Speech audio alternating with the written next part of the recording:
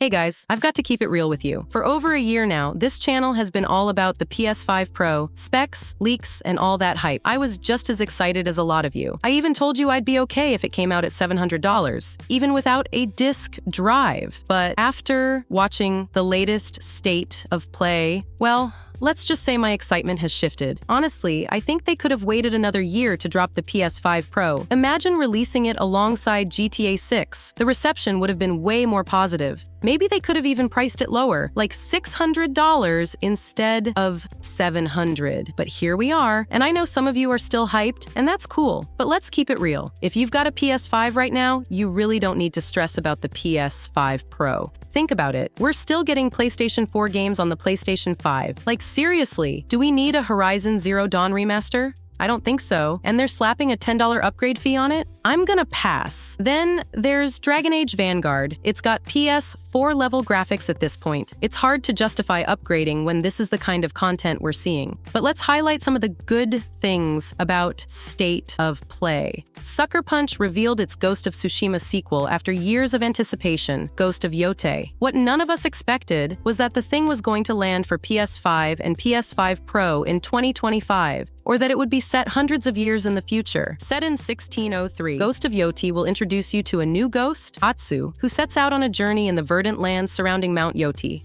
An open world filled with sprawling grasslands, snowy tundras, and a whole lot of danger. Honestly, it looks staggeringly beautiful, and this will be a key talking point as we try to wrap our heads around the upcoming PS5 game slate for 2025. As revealed during tonight's PlayStation State of Play, action RPG Stellar Blade is teaming up with genre icon Nier Automata in a one-of-a-kind collaboration. The result of the collab is a stunning crossover DLC coming later this year, although its content remains largely mysterious. Stellar Blade's new trailer shows protagonist Eve transform into Nier's own star 2B, and she's standing before ruins reminiscent of the crumbling amusement park in Automata, Pod 042 floating beside her. Not much else is shown of the surprise DLC. However, it's not the only exciting Stellar Blade news. The game is also getting a new photo mode that allows players to set up picture-perfect snapshots. From expressions to poses, fans can customize just about everything in this mode to ensure breathtaking captures. There are various borders and decorations to place, as well as countless filters to choose from. Sony dropped The Last of Us Part 1 remake for PS Plus Extra subscribers, and I've got to say, I'm pretty hyped about this one. I never got around to playing the remake because, honestly, paying $70 for a game I already bought back in the PS4 era just didn't feel worth it. But now that it's part of PS Plus Extra, I'm excited to dive in and check out those upgraded visuals. But that's just me. What about you guys? Are you excited to jump back into The Last of Us Part 1 with those upgraded visuals? Or are you passing on this one? Sony is releasing a new Chroma collection,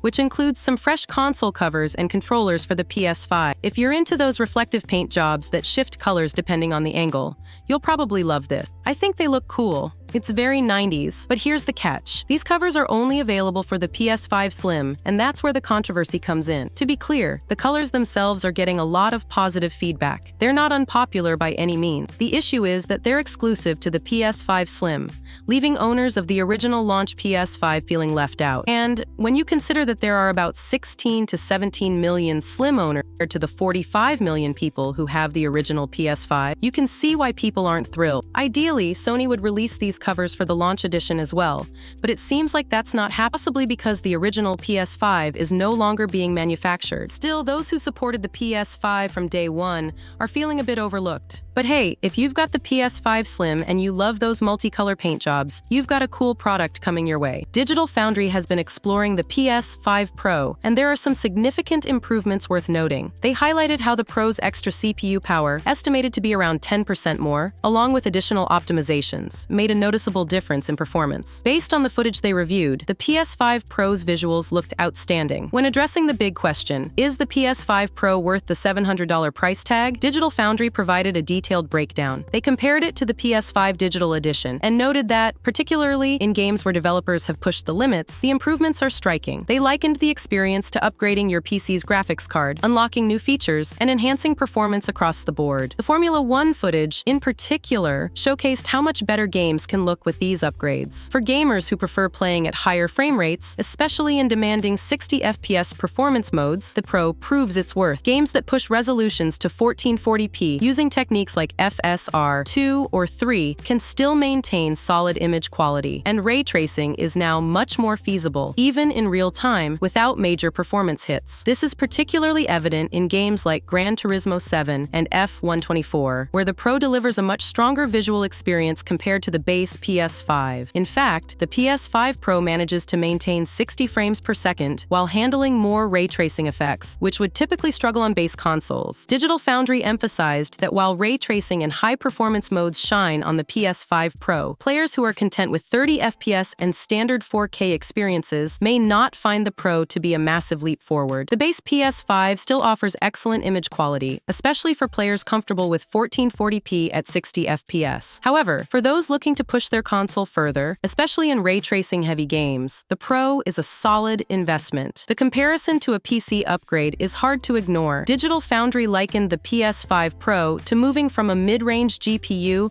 like a 3060 Ti to something more powerful like a 4070. They also pointed out that while the PS5 Pro costs more than the base PS5, it's still a more hassle-free option compared to building a gaming PC, at least for a few more years. One of the more exciting possibilities lies in the PS5 Pro's inclusion of machine learning hardware, which could pave the way for future advancements, similar to what DLSS has done for PC gaming. While developers are still getting to grips with the Pro's hardware, there's significant potential for even more impressive improvements down the line. Digital Foundry also noted that the Pro is delivering some of the most substantial visual upgrades in demanding titles, such as Final Fantasy VII, Rebirth, and The Crew. They expect the PS5 Pro to remain competitive for years to come. Alright, so Tokyo Game Show is in full swing this week, and PlayStation has just confirmed the lineup of games it'll be showcasing at its booth. The list of games is pretty exciting, especially since some of them are major upcoming releases, while others have only recently launched. Sony is bringing 10 games to the booth, and there's a nice mix of fan favorites and fresh titles. Among them, we've got Astro Bot, which just recently launched, as well as big-name upcoming titles like Metal Gear Solid Delta, Snake Eater, and Monster Hunter Wilds. Here's the full rundown of what you can expect if you're at the event. One of the highlights? This is the first time attendees will get to see and try out the PlayStation 5 Pro since it was revealed. So, if you're there, you'll be able to experience Final Fantasy VII Rebirth and Gran Turismo 7 running on the PS5 Pro, which should give us a solid glimpse of what that upgraded hardware is capable of. Lastly, there's something special for Death Stranding fans. Kojima Productions and Sony are teasing a bit more about Death Stranding 2 on the beach, so it's definitely worth keeping an eye out for what they reveal. Ubisoft has confirmed that it will no longer be hosting an online presentation for Tokyo Game Show 2024, which came as a surprise to fans and industry watchers. Like other major companies, Ubisoft initially planned to use the event to showcase some of its upcoming titles, but those plans have now changed, and they've pulled the presentation, citing various circumstances without giving further details. It's been a mixed year for Ubisoft, marked by both highs and lows. Prince of Persia: The Lost Crown received rave reviews when it launched back in January, offering some bright spots for the company. However, February's long-awaited Skull and Bones was widely seen as a failure after a prolonged development process. Another key title, X-Defiant, had a decent start as a free-to-play first-person shooter, but its player base has dropped significantly. Even Star Wars Outlaws, which saw mostly positive reviews, has reportedly not lived up to sales expectations. Ubisoft still has some games slated for 2024, but none of those will be showcased at Tokyo Game Show, as was originally planned. The company apologized to fans for the cancellation, but didn't explain the reasoning behind it. This move comes at an awkward time for Ubisoft, as it's been under pressure from investors to shake things up at the leadership level, with some even suggesting the company return to private ownership. One possible reason for Ubisoft's decision could involve Assassin's Creed Shadows, one of its most anticipated 2024 releases. The game has faced backlash in Japan over accusations of historical inaccuracies, and it's possible that Ubisoft wants to avoid reigniting that controversy during a Japanese gaming event. Of course, this is purely speculative. Ubisoft's decision to withdraw from the Tokyo Game Show might also be for entirely different reasons, unrelated to any specific title. Alright, so here's the deal. There's some unexpected drama surrounding the game Stellar Blade. The game is now involved in a lawsuit, but not for any of the usual reasons like gameplay issues or controversies about content. Instead, a film production company from from Louisiana is claiming that Stellar Blade is infringing on its trademark. And yeah, this gets a bit weird. The company suing is called Stellar Blade. One word, no space. They're arguing that ever since the game Stellar Blade gained popularity, people looking for their company online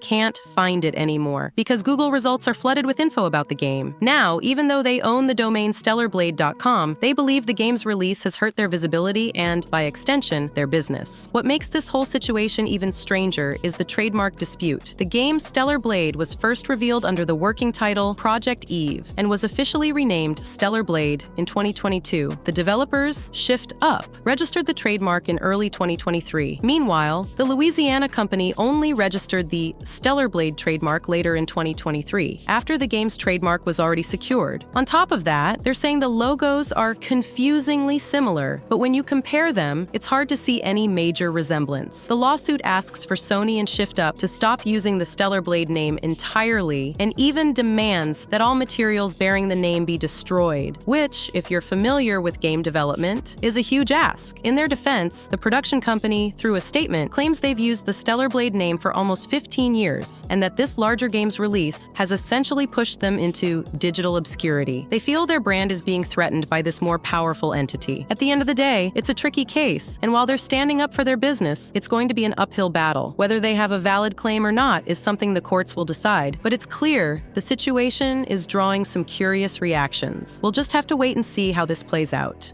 But you know what's interesting? The GTA 6 mega leak I'm working on.